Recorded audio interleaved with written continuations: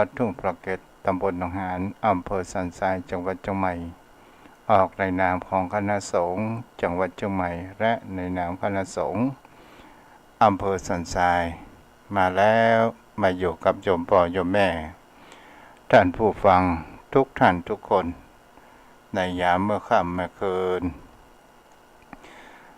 ของทุกคืนวันพุธทั้งหน้าหนาวหน้าร้อนหน้าฝนทุกคืนวันพุธนั้นถ้ามีมันเหนื่อยล้าบัติภาระก็จะออกอยู่ตลอดเวลาวันนี้ศรัทธาญาติโยมทั้งหลายอากาศนั้นก็เริ่มร้อนขึ้นไปทุกทีวันนี้พอเมื่อแต่เจ้าประมาณ35-36 องศาแล้วก็ร้อนแจ่แล้วก็ตอนกลางคืนนี้ก็ยังมีความร้อนอยู่29 องศาโยมพ่อโยมแม่ก็ระมัดระวังเรื่องสุขภาพร่างกายของเราตัวตลอดจนถึงหมอกควันพิษหมอกควันไฟที่เราหันมืดครึ้มเหมือนกับเราอยู่ในความฝันศรัทธาญาติโยมทั้งหลายเป็นสิ่งที่ผู้คนเหล่านั้นบ่สามารถที่จะหลีกเลี่ยงควันไฟเหล่านี้อยู่ได้นอกจากเราอยู่ในบ้านในจองของเราเท่านั้นแต่อยู่ในบ้านในจองบางท่านบางคนก็ยังมันร้อนอยู่ก็เป็นสิ่งที่ก็ดูแลสุขภาพของภัยของมันเนาะถึงบ่มีภัยฮักเราต่อตัวของเราเองโยมพ่อโยมแม่วันนี้ตัวเจ้าก็จะได้พูดจาเกี่ยวกับธรรมะหรือว่าคติธรรมให้โยมพ่อโยมแม่นั้นได้คิดกันก่อนแล้วก็จะมาเล่าเรื่องครั้งพุทธกาลให้โยมพ่อโยมแม่นั้นได้รับฟังกันโยมพ่อโยมแม่เราลองมากันว่าเราเคยมีความสงสัยตั้งแต่เราเป็นละอ่อนหรือไม่ว่ามันมีเสียงที่คอยโต้ตอบกับตนตัวของเราเองอยู่สม่ำเสมอและก็เป็นสิ่งที่มีความใคร่ควรนั้นคือไผตอนเวลาเราเติบโตเราก็รู้ว่าคนนั้นก็คือตัวของเราเองนั่นก็หมายถึงว่าความคิดของตัวของเราเองความคิดนี้เป็นสิ่งที่ผู้คนเรานั้นจะเห็นได้ว่าบางครั้งบางคราวก็มีความคิดที่ให้กำลังใจให้ความคิดที่ดีและให้กำลังใจให้มีความเข้มแข็งและมีความฮึดต่อสู้ในสิ่งที่เป็นปัญหานั้นอุปสรรคนี่ก็คือเป็นสิ่งที่เราจะเห็นได้ว่าความคิดบางครั้งบางคราวมันก็ทำให้จักจวนเรานั้นมีความคิดที่มีความฟุ้งซ่านและมีความคุ้นคิดในสิ่งที่จนหมดกำลังใจและอ่อนล้านี่ก็เป็นสิ่งที่เราจะเห็นได้ว่านี่ก็คือความคิดโยมพ่อโยมแม่ก็หมายถึงว่าความคิดในจิตในใจของเราหรือว่าถ้าเป็นภาษาทางวิทยาศาสตร์ก็บอกว่าความคิดก็คือความเปิดหัวสมองการคิดอ่านต่างๆนานามันมีทั้งที่สนับสนุนและมีสิ่งที่บ่สนับสนุนก็คือความคิดถ้าเป็นภาษาทางพระเรียกว่ากรัชกายก็หมายถึงคำว่าเป็นสิ่งที่แอบแฝงเฮาอยู่ตลอดเวลาและนำไปตั้งแต่เฮาเป็นทารกจนไปถึงหมดลมหายใจ นั่นก็คือเป็นสิ่งที่เราจะเรียกว่าความคิดของผู้คนเฮานั้นเป็นสิ่งที่ควรเฮานั้นระมัดระวังกันมากที่สุดและก็มีคำกรอยู่ว่าอยู่กับตัวเองผู้คิดบวกอยู่กับพวกพ้องผู้เมตตาอยู่กับปัญหาต้องลงมือแก้ไขอยู่กับพ่อแม่ผู้มีความกตัญญูอยู่กับผู้รู้ผู้ถ่อมตนอยู่กับทุกคนผู้ทำดีอยู่บนโลกใบนี้ผู้ปล่อยวางศรัทธาญาติโยมทั้งหลายคำว่าปล่อยวางเป็นสิ่งที่ผู้คนเฮาหูกันแต่บางครั้งบางคราวคนเฮานั้นปากว่าแต่ใจบ่ปล่อยวางนั่นเองในการที่เฮาจะเอาชนะความคิดในสิ่งที่มันบ่ดีความคิดที่มันฟุ้งซ่านความคิดที่มันกล่อมทำให้เฮานั้นอ่อนล้าท้อแท้และสิ้นหวังเฮาจะเห็นได้ว่าความคิดของผู้คนเฮาบางครั้งบางคราวมันไปตามกิเลสอย่างเขาว่าเมื่อมีความคิดที่ได้อยากจะได้เข้ามาหาตัวเองนั่นก็คือความโลภแต่ความคิดที่เราอยากผลักดันก็คือความโกรธที่เราบ่อยากที่จะเอาโมหะก็เป็นสิ่งที่เราจะหันกันได้ว่าเราอยากจะเข้ามาพ่องในตนตัวของเราและจะมีการพักสายพ่องถ้าหมดแห่งเขาว่าความหลงสิ่งเหล่านี้เราจะหมดได้อย่างใดเราก็จะต้องศึกษาแห่งการประพฤติปฏิบัติธรรมศึกษาธรรมะปฏิบัติธรรมเพื่อที่เราจะได้ควบคุมแห่งความคิดและมีการฝึกฝนเพื่อเกิดได้นั้นก็คือเกิดแห่งคำว่าความคิดเฮาอู้ง่ายก็คือความคิดที่ดีความคิดที่ใหม่ความคิดที่มันมีคุณค่าและมีสาระอันเกิดประโยชน์เกิดขึ้นแต่ถ้าว่าเฮาบ่ฝึกบ่ฝนไปต่างๆนานาเฮาอาจจะปล่อยความคิดของเฮานั้นไปเรื่อยเปื่อยไร้จุดหมายอย่างบ่มีแห่งเขาว่าเหตุผลนั่นเองความคิดของผู้คนเฮานั้นมันชอบทะเลถลายออกนอกเส้นทางอยู่สม่ำเสมอแต่ถ้าว่าเฮาฝึกจิตของเฮานั้นหรือว่าฝึกความคิดของเฮาเพื่อมีการพ้นมีพ้นจากแห่งความว่าดิ้นรนหรือว่าจิตใจของผู้คนเฮานั้นที่มันดิ้นรนโยมพ่อโยมแม่จิตใจนี้เป็นสิ่งที่จะเห็นแล้วว่ามันบ่สามารถที่จะขังได้ขังกายขังได้แต่ขังจิตขังใจนั้นยากเป็นสิ่งที่เราจะเห็นได้ว่าความรู้สึกแห่งความที่ดีก็คือความแบ่งปันในการที่เราได้รับฟังจากพระสงฆ์องค์เจ้าผู้บรรยายธรรมผู้ที่แนะนำแนวทางของเรานั้นเพื่อมีจิตแห่งเขาว่าสงบจิตสงบจิตเงียบหมายถึงเขาว่าเราจงสร้างความคิดของเราสร้างมุมแห่งความคิดของเราเพื่อมันมีความสงบจากการดิ้นรนต่างๆนานาเกิดขึ้นเจ้าพ่อเจ้าแม่ก็เป็นสิ่งที่ผู้คนเฮาทั้งหลายเฮาก็ลองมาดูสังเกตแม้กระทั่งการอู้ก็เหมือนกันเวลาที่เฮามีความ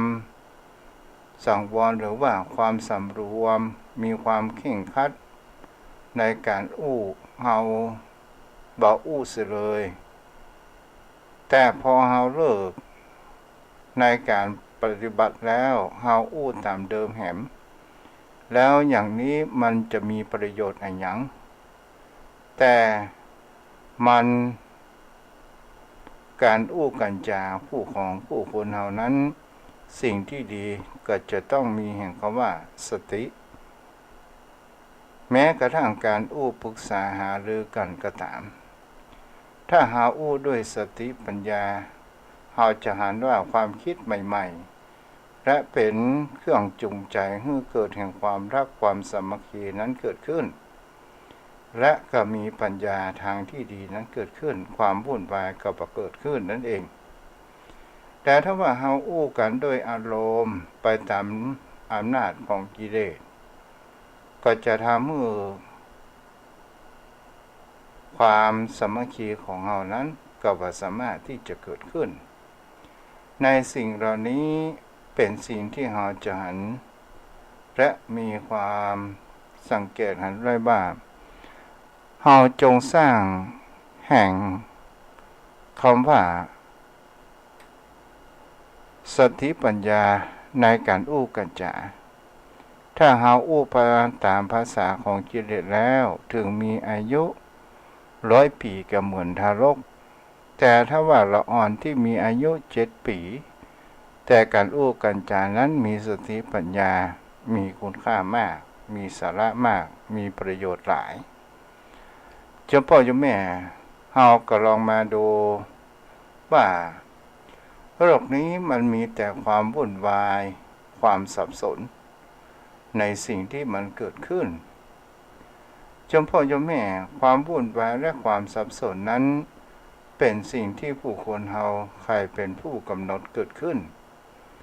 ก็คือจิตใจของเรานั่นเองเป็นผู้กำหนดในเรื่องแห่งคำว่าสิ่งที่มันบ่ชอบใจสิ่งที่มันก่อให้เกิดแห่งความโกรธจะเป็นเสียงดังข้างบ้านหรือเป็นเสียงทะเลาะวิวาทหรือเสียงในทำการทำงานอะไรอย่างก็ตามเจ้าพ่อเจ้าแม่เมื่อเราโดนสภาวะแห่งความวุ่นวายสับสนของผู้คนต่างๆเมื่อในสิ่งที่นี้เราจะหามุมจิตอยากจะมีที่เงียบๆมีความสงบนั้นเกิดขึ้นและเราจะทำอย่างใดให้จิตใจของเรานั้นมีประสิทธิภาพเกิดขึ้นก็ด้วยการที่เรานั้นจงสร้างแห่งความควบคุมจิตใจของเราโดยการประพฤติปฏิบัติฝึกอบรมและมีวินัยต้องฝึกอยู่ในสถานที่อันแห่งเขาว่าการสร้างจิตเงียบสถานญาติชมทั้งหลาย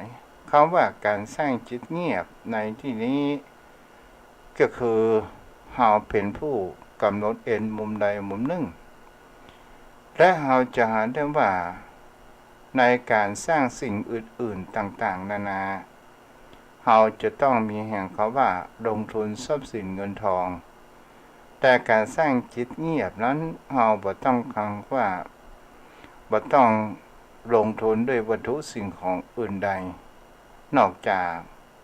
ทุนแห่งเขาว่าความมานะความภาคเพียรความพยายามที่เราจะเอาชนะแห่งเขาว่ากิเลสและเราจะเอาชนะสิ่งที่มันเป็นความวุ่นวายด้วยความตั้งใจจริงและมีความอดทนแม้จะมีความคับอกคับใจอย่างใดก็ตามเราสามารถที่จะสร้างจิตใจของเรานั้นให้เรานั้นได้พักผ่อนการประพฤติปฏิบัติธรรมโยมพ่อโยมแม่ก็คือการพักผ่อนแห่งจิตแห่งใจบางสิ่งบางอย่างโยมพ่อโยมแม่เราก็ลองดูว่าร่างกายของคนเรานั้นทำงานแต่ละวันมันก็เหนื่อยล้าหมดภาระกำลังเราก็พักผ่อนตื่นเช้ามาร่างกายของเรานั้นก็ต่อสู้แต่จิตใจของผู้คนเรานั้นมามีแห่งเขาว่าพักผ่อนโยมพ่อโยมแม่ถ้าว่าจิตใจของเราหยุดเมื่อใดหรือว่าหายจากร่างกายของเราเมื่อใดก็แปลว่าเรานั้นหมดสภาพและก็คือหมายถึงเขาว่าตายแต่จิตของเรานั้นได้ทำงานอยู่เรื่อยไปจนหมดอายุขัยของผู้คนเรา แต่จิตเฮานั้นเฮาบ่ได้เคยให้มันพักผ่อนในที่นี้ให้มันพักผ่อนก็โดยการประพฤติปฏิบัติธรรมจะเป็นการไหว้พระสวดมนต์ฟังธรรมะนั่งวิปัสสนากถามมันจะก่อให้เกิดพลังแห่งจิตใจของผู้คนเฮาอุปมาก็เหมือนกับดังร่างกายของเฮาเมื่อเฮารับพักผ่อนในยามค่ำคืนวันพรุ่งนี้เจ้าเฮาก็มาลุกมาสู้ปัญหานั้นในชีวิตของคนเราใหม่เกิดขึ้นได้นี่เป็นสิ่งที่สำคัญที่สุดศรัทธาญาติโยมทั้งหลายการคำว่าภาวนาแปลว่าการพัฒนาอย่างพัฒนาแห่งจิตใจของผู้คนเหล่านั้นคือหันแห่งคำว่าสัจธรรมของบนโลกใบนี้คือหันความจริงแห่งชีวิตและเป็นสิ่งที่เราจะหันได้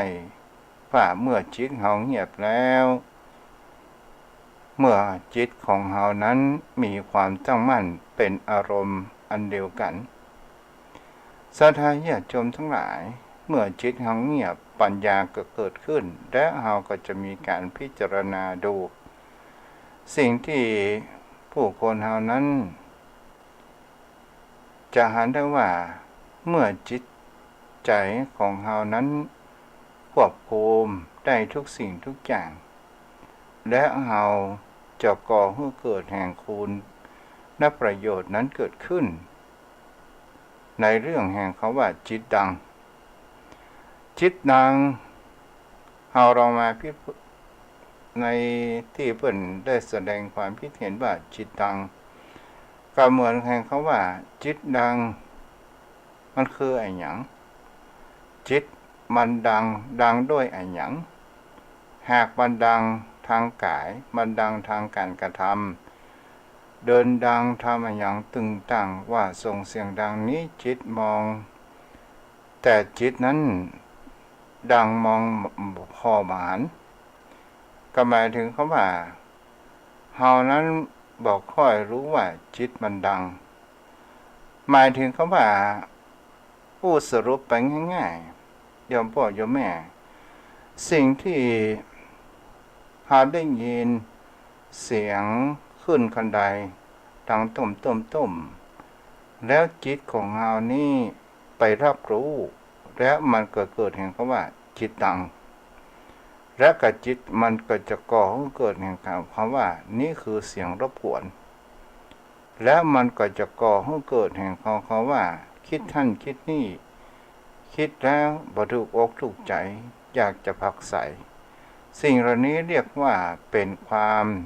จิตมิจฉาทิฏฐิเกิดขึ้นนี้เองแต่ผู้คนเฮาบางครั้งบางคราวเป็นสิ่งที่เฮาจะหาแล้วว่า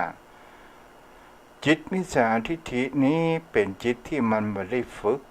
และมันก็มีความเบื่อเป็นสิ่งที่เราจะเห็นได้ว่าเราอยู่ที่เก่าความคิดของเรารอบโลกกี่รอบคิดนั่นคิดนี่คิดวุ่นวายวิ่งไปต่างๆนานาเพราะว่ามันไม่เคยถูกฝึกและเป็นสิ่งที่เราจะเห็นกันได้ว่ามันเป็นบางครั้งบางคราวเป็นสิ่งที่ตัวเจ้าได้อู้ว่าความคิดส่วนหนึ่งที่มันอยู่ในทางฝ่ายกิเลสมากเกินไปเมื่อเราลองมาประพฤติปฏิบัติธรรมมันจะบอกว่ามาอีหยังลำบากเรื่องต่างๆนานาเสียเวลาแล้วก็มักอ้างว่ามามีเวลาเท่าตายสะทายแขนจมทั้งหลายถ้าจิตของเรานั้นบันไปฝ่ายต่ำจิตของเราเป็นมิจฉาทิฏฐิไปเสียแล้วมันจะมักอ้างว่าไม่มีเวลาเนี่ยก็เป็นสิ่งที่เราจะเห็นได้ว่าจิตของผู้คนเราบางครั้งบางคราวเราจะเห็นได้ว่ามันวิ่งบางครั้งมันก็วิ่งไปสู่แห่งความคิดที่มีความวุ่นวายคิดโน่นคิดนี่คิดวิตกกังวลอะไรอาวรณ์โดยความรักความโกรธความเกลียดความชังความอิจฉาริษยา เรื่องแต่ความสับสนวุ่นวายโอลหม่านในชีวิตนี่ก็คือจิตที่มันมีแห่งคำว่ามันบัดได้พักจิตที่มีแห่งคำว่าดังและจิตเป็นที่มีแห่งความมิจฉาทิฏฐิและก็มีเกิดแห่งความเหน็ดเหนื่อยเจ็บปวดข่มขืนอันนี้คือผลของในการจิตที่เป็นมิจฉาทิฏฐินั้นเกิดขึ้นโยมพ่อโยมแม่ในเมื่อเป็นประการเช่นนี้เนี่ยมันเป็นความคิดที่มันมาเกิดประโยชน์ใดๆทั้งสิ้นเกิดขึ้นกับตนตัวของเรานี้เองฉะนั้นเราจงมาสร้างจิตเงียบที่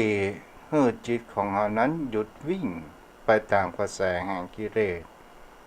ในสิ่งที่มันประจำเป็นต่อชีวิตก็หมายถึงเขาว่าถ้าว่าเราฝึกอย่างเช่นโยมพ่อโยมแม่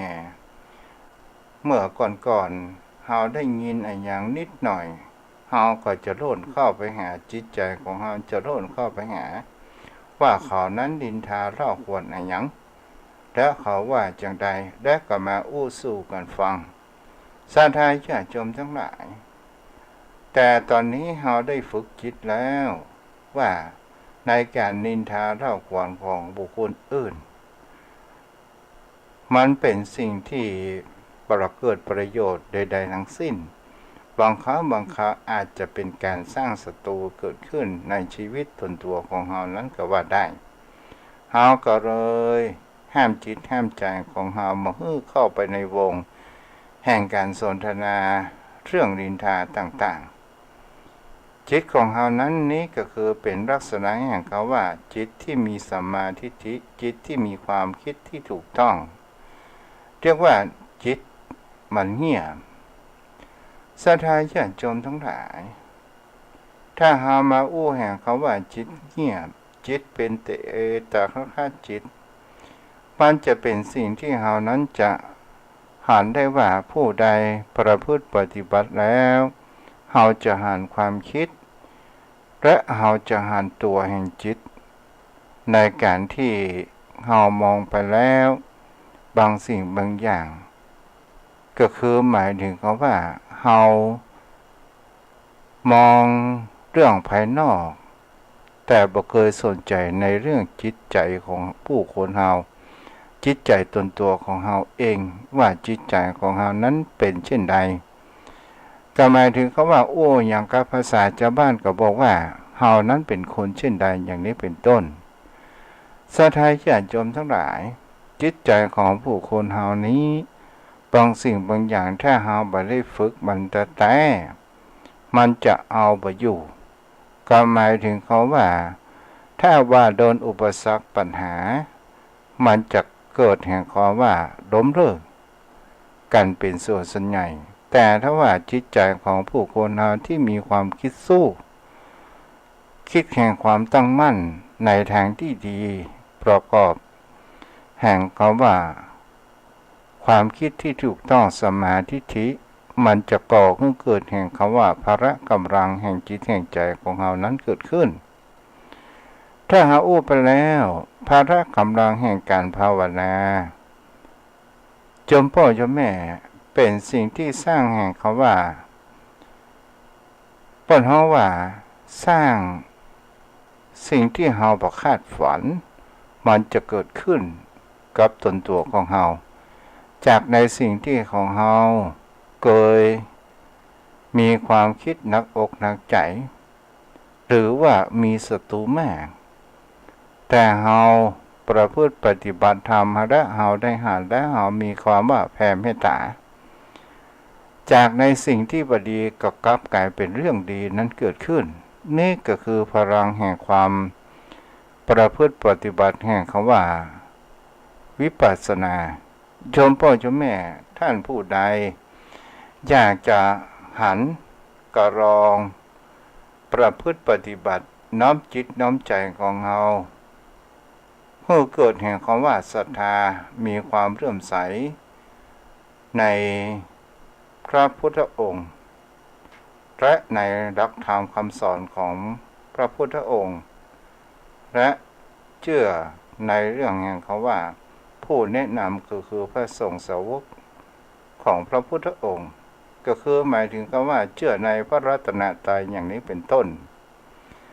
ศรัทธาญาติโยมทั้งหลายทุกสิ่งทุกอย่างมันจะต้องมาจากศรัทธาเป็นตัวแรกเมื่อศรัทธาแล้วก็จะต้องมีแห่งของคำว่าลงมือทำลงมือทำก็คือวิริยะความภาคเพียรความอดทนที่เราจะฟันฝ่าอุปสรรคปัญหามันเกิดจะหันได้ว่าศรัทธาญาติโยมทั้งหลายบางครั้งบางคราวหาหันผลสำเร็จของบุคคลที่เปิดดำโดยเป็นมหาเศรษฐีเฮาหัน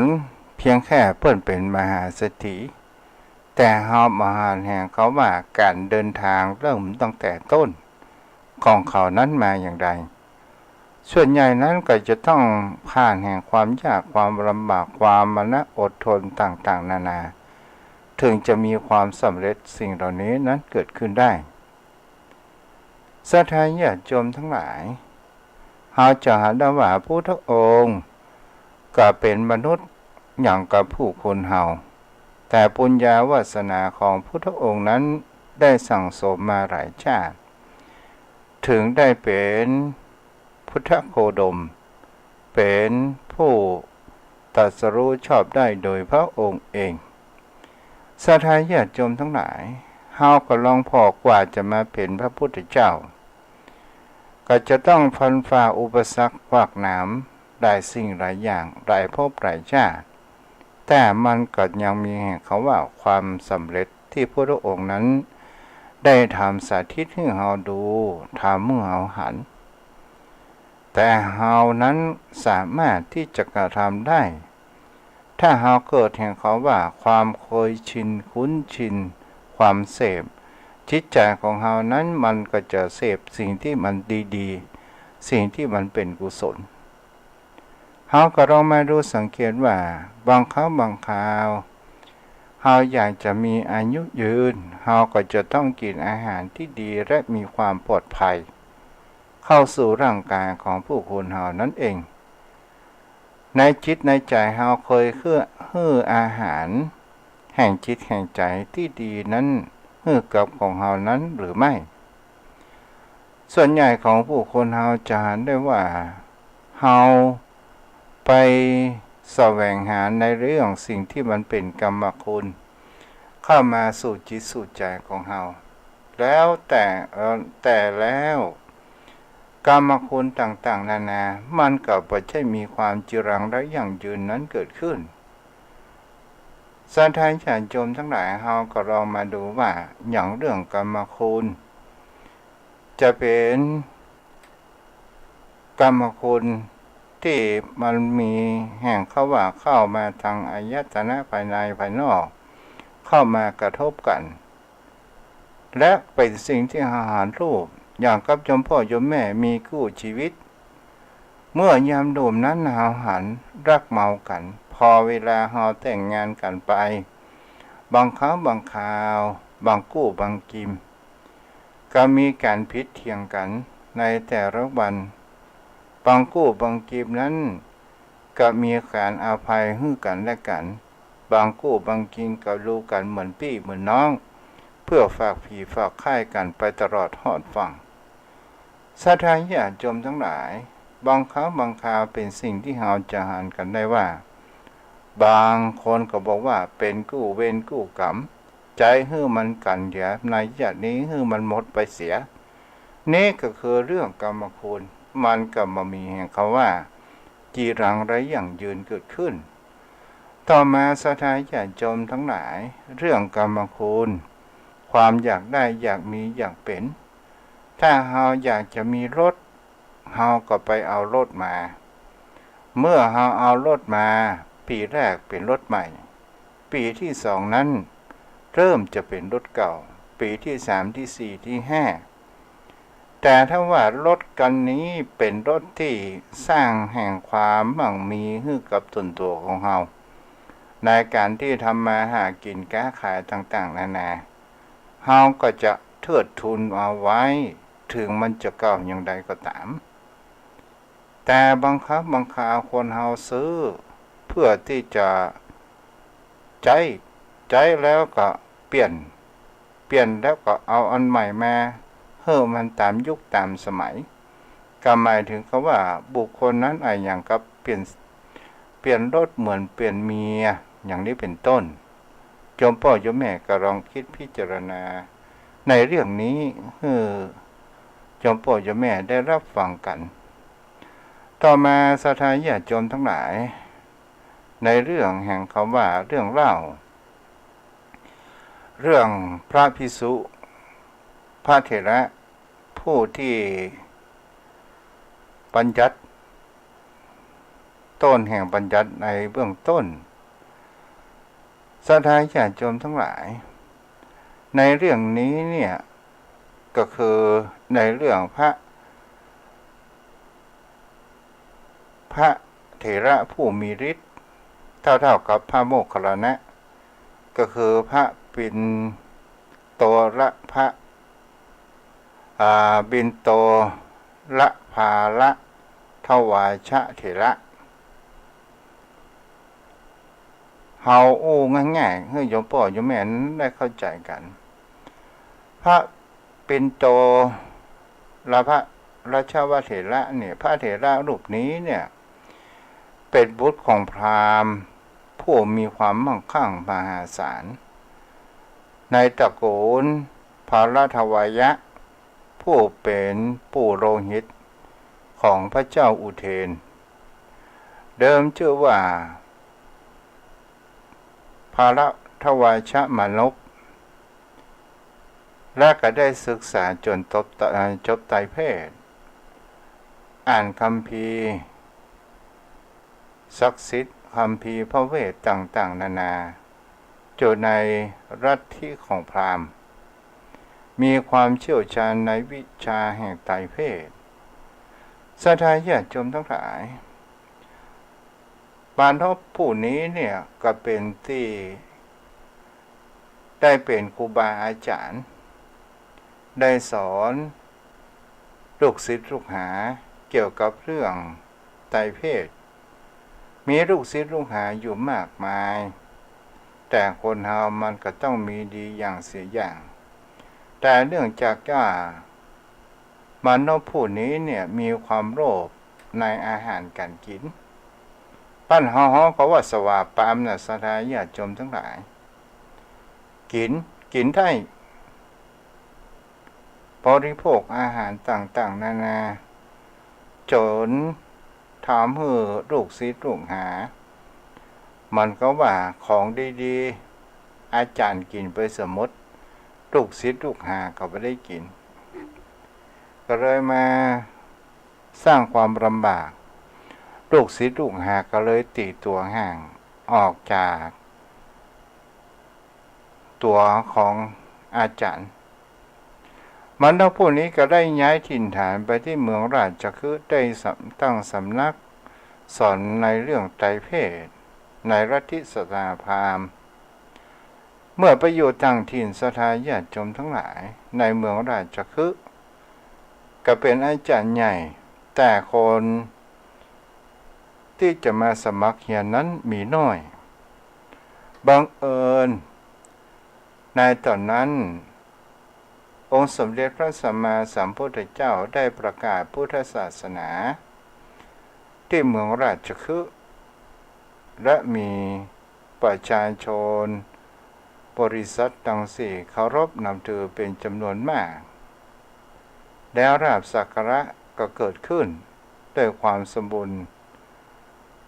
แก่พระพุทธองค์เกิดขึ้นตลอดจนถึงพระสาวกปานพเบนโตระก็ได้หานว่าพระพุทธศาสนานี้เป็นศาสนาที่ว่ามีลาภสักการะของกินของนักเลี้ยงชีวิตของเรานั้นได้ก็เลยหานได้ว่าอย่างประการเช่นนี้เราจะเข้ามาบวชเป็นพระในพระพุทธศาสนาหานผู้เปิดว่าลาภสักการะเกิดแก่กับ องค์ศาสดาศรัทธาญาติโยมทั้งหลายก็เลยเข้าไปฟังธรรมของสำนักขององค์สมเด็จพระสัมมาสัมพุทธเจ้าที่ป่าเวรุวันในกรุงราชคฤห์เมื่อฟังธรรมจากพระโอษฐ์ของพระพุทธองค์แล้วก็เลยมีเกิดแห่งความเลื่อมใสจึงได้ขอทูลบรรพชาอุปสมบทก็ได้บวชเป็นพระภิกษุในธรรมวินัยแล้วก็ได้อุตสาหะบำเพ็ญเพียรวิปัสสนากรรมฐานมาเมินก็ได้บรรลุก็ได้เป็นพระเสขบุคคลในพระพุทธศาสนาเป็นพระอรหันต์ก็เลยมีชื่อว่าพระปิณโตลาภทวชเถระศรัทธาญาติโยมทั้งหลายพระเถระผู้นี้เป็นผู้มีอินทรีย์สามก็คือสติอินทรีย์สมาธิอินทรีย์ปัญญาอินทรีย์คำว่าอินทรีย์ในที่นี้ก็คือความพร้อมพรั่งไปด้วยแห่งคำว่าสติพร้อมพรั่งไปด้วยแห่งคำว่าสมาธิพร้อมพรั่งไปด้วยแห่งคำว่าปัญญาและเป็นผู้สามารถแสดงฤทธิ์เทียบเท่ากับพระโมคคัลลานะศรัทธาญาติโยมทั้งหลายในสิ่งเหล่านี้จะหาได้ว่าการแสดงฤทธิ์พระเถระรูปนี้เป็นต้นบัญญัติเหตุการณ์ที่จะต้นบัญญัตินั้นเกิดขึ้นอย่างไรมันก็เกิดขึ้นเวลาบ่เหลือแล้วเนาะมันก็เกิดขึ้นคือคำว่ามีเศรษฐีอยากจะรู้ว่าเจ้าลัทธิต่างๆอยากจะรู้ว่าใครเป็นพระอรหันต์ก็โดยการที่ว่าเศรษฐีผู้นี้อยู่ในแห่งเขาว่ากรุงราชคฤห์ได้ไปเล่นแม่น้ำคงคาได้ไปเก็บของเขาว่าต้นไม้จันทร์ที่มันไหลมาโดยน้ำเอาไปกึงเป็นบาทแล้วเอาไปปักอยู่บนป่ายไม้ไผ่เติงสูงไปได้15 วาสูงขนาดเนาะโดยการต่อไม้ไผ่กันขึ้นไปศรัทธาญาติโยมทั้งหลายลูกศิษย์ลูกหาของครูทั้ง6จะเป็นสิ่งที่จะหาได้ว่าบูรณกัสสปะมัคคะโคสารอาชิตะเกษะคัมพลฉันชัยเวรัตบุตรแล้วปะโกณฑกัจจยนะและนิโคนาตบุตรอยากจะได้บาทไม้แก่นจันทร์นั้นเหมือนกันศรัทธาญาติโยมทั้งหลายเขาทั้งหลายนั้นก็ต่างรบเร้าว่าขอบาทนี้ไปให้อาจารย์ของตัวเองอาจารย์ของตัวเองนั้นเป็นพระอรหันต์ศรัทธาญาติโยมทั้งหลายเศรษฐีนั้นถึงโดนรบเร้าอย่างใดก็ตามกับไปอย่างรบเร้าอย่างใดก็ตามบอกว่าถ้ามีฤทธิ์ท่านก็ห่อไปเอาเองในสายแห่งเขาว่านิโคนาตบุตรกาหารผ่ามีแห่งเขาว่าอาจารย์ของเฮานั้นก็เป็นพระอรหันต์แล้วก็ได้แสดงฤทธิ์โดยการตกลงกันว่าถ้าว่าข้าแสดงเนี่ยสู่เขาพยายามท่านทำอย่างนั้นบดีกล้าเนี่ย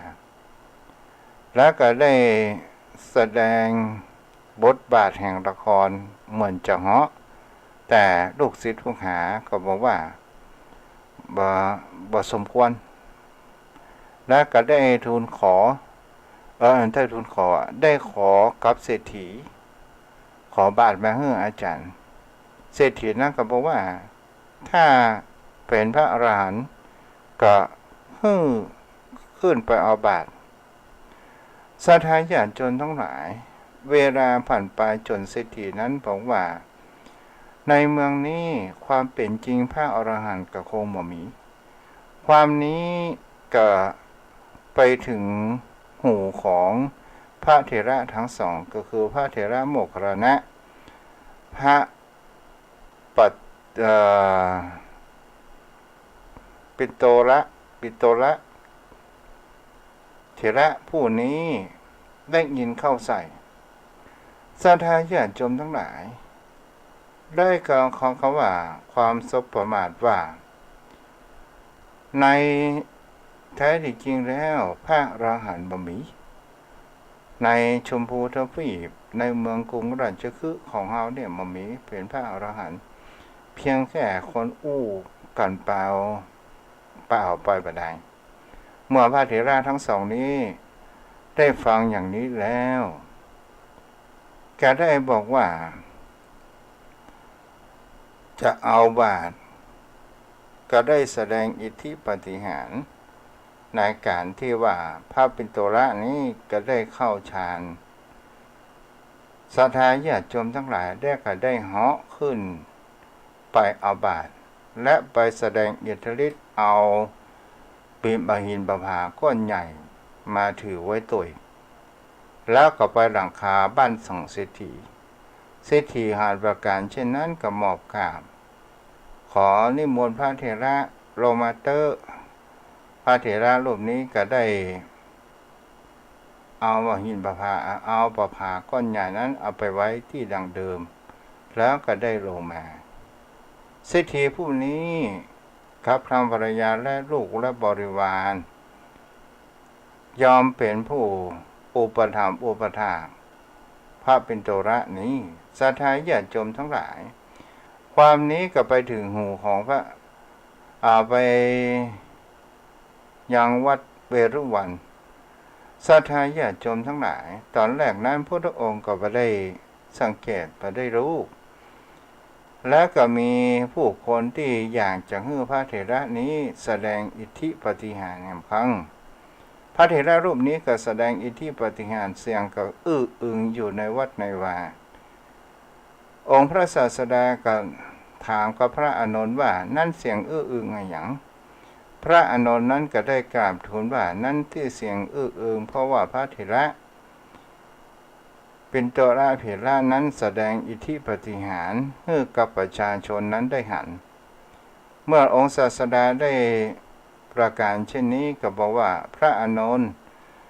เธอไปนิมนต์พระปิโตระเถระมาก็เลยเป็นสิ่งที่จะหันว่าพระองค์บอกว่าถ้าว่าเมาแต่แสดงอิทธิปาฏิหาริย์มันก็เหมือนก็แค่เขาว่าหลอกลวงศรัทธาญาติโยมทั้งหลายหรือว่าพอที่เป็นสิ่งที่หาประโยชน์อย่างบ่ได้พระองค์ก็ได้บัญญัติว่าถ้าพระเถระผู้ใดแสดงอิทธิปาฏิหาริย์ก็ถือว่าต้องอาบัติทุกกฎและห้ามใจบาตรที่เป็ดไม้ก็ได้เอาไม้แก่นจันทร์นั้นไปบดให้เป็นน้ำเอาไว้เป็นยาเภสัชยอดตาศรัทธาญาติโยมทั้งหลายพระเถระรูปนี้ก็ถือว่าเป็นผู้เลิศในการบรรลุสีหานาถด้วยวาจาโดยการที่ว่าได้กล่าวขึ้นว่าใครมีความสงสัยไม่มรรคผลถ้าบอกเข้าใจก็เข้ามาถามได้เลยศรัทธาญาติโยมทั้งหลายเป็นสิ่งที่จะหันได้ว่านี้ก็คือพระเถระผู้ตั้งที่พระองค์นั้นเป็นต้น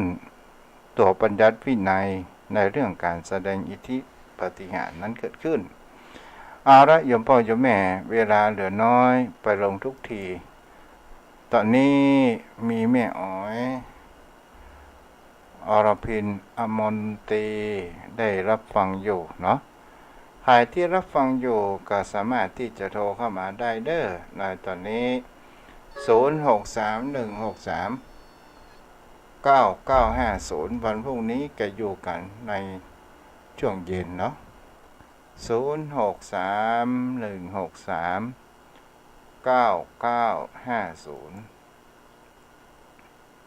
0631639950 0631639950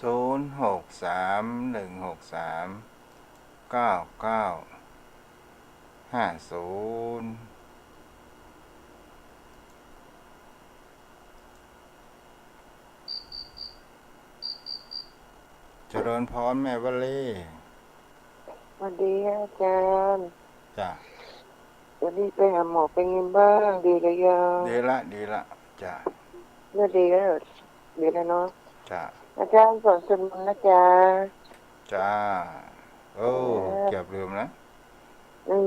ลืมไม่ได้ทำลืม จ้ะ สวัสดีจ้าสวัสดีจ้า จ้าเดี๋ยว พรุ่งนี้อยู่ไหม อยู่จ้ะ จ้าสวัสดีค่ะอาจารย์ รักษาแม่คำนวณ0631639950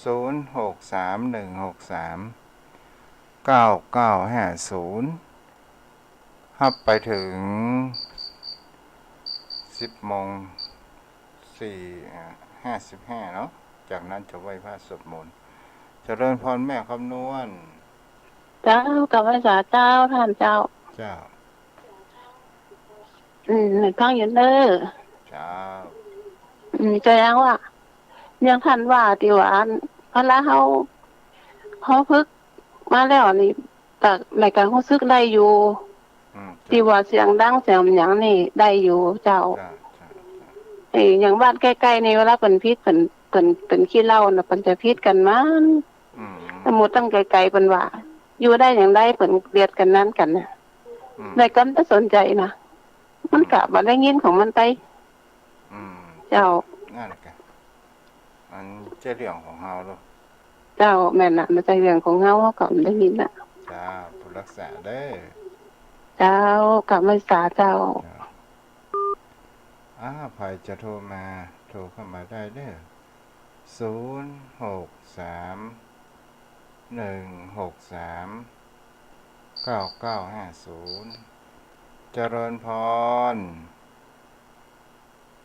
กับภาษาเจ้าท่านพระครูไพศาลเจ้า แม่ ฟังอยู่เจ้า เจ้าฟังที่ไหนนี่ ฟังอยู่จากแม่จันพลอยนะเจ้า แม่พลอยกะ เจ้า เสียงเปิ้นนะแม่ เวลาแบบมีนักแต่ถ้าเวลามีนักจะอ่านก่อนอีโนจ้าวันใหม่แม่วันใหม่ เจ้าน่ะกะโทรแต่ว่าก็โทรแล้วก็บัดติดเนาะติดแล้วก็พอดีจะโทรแหมแล้วก็พอดีแบตหมดพอดีเจ้าวันนี้ก็วันพระวันศีลเนาะพระครูเนาะเจ้าก็สวดมนต์แล้วก็อ่านหนังสือตัวฟังท่านพระครูตัวกับเจ้าเข้าใจดีนะเจ้าจ้าบุรักษาเด้อเจ้ากับไปสาเจ้า0631639950แหม2 สายเนาะกันเดียวก่อนนอนจะได้ไหว้พระกันเจริญพรแม่บัวบนไปสาเจ้าแม่ฟังลูกตู้เทศไปแม่ตะดุ้งตื่นจบพอดีว่ะ อันนี้เป็นกรอบดีเฮ้ยรับดีวันนี้ลูกจะเอาไปวัดอย่าเช้าแม่ให้กำลังใจเด้อตื่นพอดีดีละ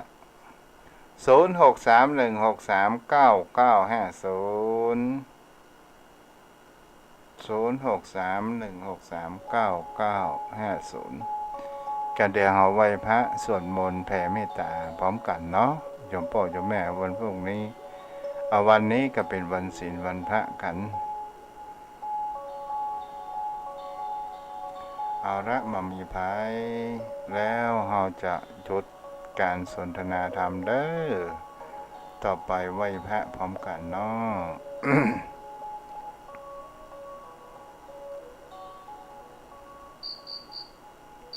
พ่อหลานมาพ่อหลานปิดท้ายกะครับถวายกำลังใจท่านเจ้าครับได้ไหว้พระก็กำลังถามว่าท่านเจ้าจะไหว้พระก่อนวันนี้จะได้ไหว้เป็นท่านพระคุณเจ้าครับผมเก็บลืมครับกับไหว้สาครับได้ไหว้พระได้ท่านพระคุณเจ้าครับจ้าบุญรักษาจ้า เอาละเอาไว้พาพร้อมกันเด้อโยมพ่อโยมแม่ ก่อนหลับก่อนนอนเนาะ เอากราบพระก่อนเด้อกราบหนึ่งกราบสองกราบสามอิมินาสการเรนะพุทธังอภิปูชยามะอิมินาสการเรนะธัมมังอภิปูชยามะอิมินาสการเรนะสังฆังอภิปูชยามะอะระหังสัมมาสัมพุทโธภควาพุทธังภควันตังอภิวาเทมิกราบสวากขาโตภควตาธัมโมธัมมังนามัสสามิกราบสุปฏิปันโนภควโตสาวกสังโฆสังฆังนะมามิกราบหันธรรมยังพุทธัสสะภะคะวะโตปุพพังนะมาการังกะโรมาเสนะโมตัสสะภะคะวะโตอะระหะโตสัมมาสัมพุทธัสสะนะโมตัสสะภะคะวะโตอะระหะโตสัมมาสัมพุทธัสสะนะโมตัสสะภะคะวะโตอะระหะโตสัมมาสัมพุทธัสสะอิติปิโสภะคะวะอะระหังสัมมาสัมพุทโธวิชาจารณะสัมปันโนสุขโตโลกวิทูอานุนตโรปุริสัทธัมมัสสารติสันทาเทวมนุษย์สานังพุทโธภควาติกายเยนะวาจายวะเจตสาวาพุทเทกุกมะปะกตังมะยายังพุทโธปฏิคันหันตุอัจฉยันตังการันตเรสาวริตุงวะพุทเทสวากขาโตภควตาธัมโมสันทิริโกอาการิโกเอหิปัสสิโกโอปัญญิโกปัจจตังเวทิตาโพเวนโยเฮติกายเยนะวาจายวะเจตสาวาธัมเมกุกัมมังปะกตังมะยายังธัมโมปฏิคันหันตุอัจฉยันตังการันตเรสาวริตุงวะธัมเมสุปฏิปันโนภะคะวะโตสาวกสังโฆโอโชปฏิปันโนภะคะวะโตสาวกสังโฆยายะปฏิปันโนภะคะวะโตสาวกสังโฆสามีจิปฏิปันโนภะคะวะโตสาวกสังโฆญาติทานจันตาริปุริสยุคานิอัตถะปุริสบุคาราเอสะภะคะวะโตสาวกสังโฆ